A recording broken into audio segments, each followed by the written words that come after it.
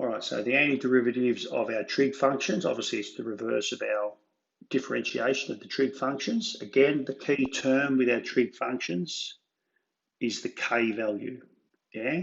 So the antiderivative of sine kx is 1 on k cos kx with a negative 1 at the front.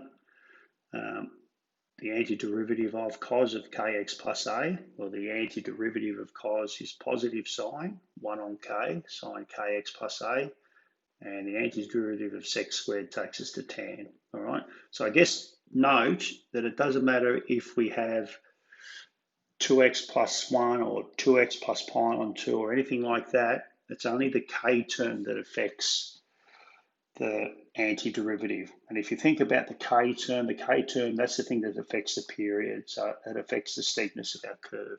All right.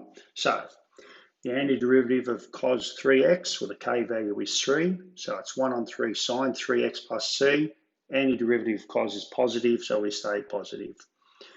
If we have multiple terms, we just treat them independently. The antiderivative of sine 2x, 1 on k, cos 2x, but the antiderivative of sine is negative, so we have a negative out the front.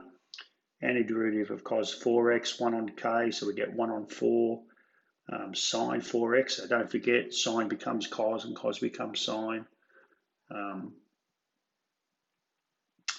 then we also have the negative sign doesn't change for that.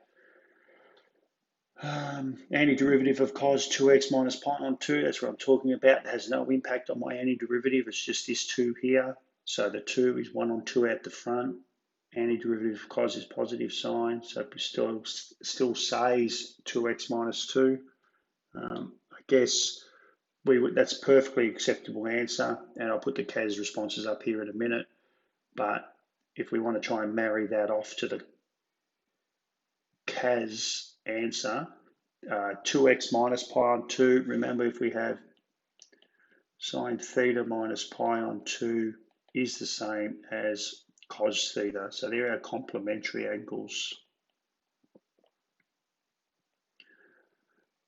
Okay, so we could actually write this as a half cos 2x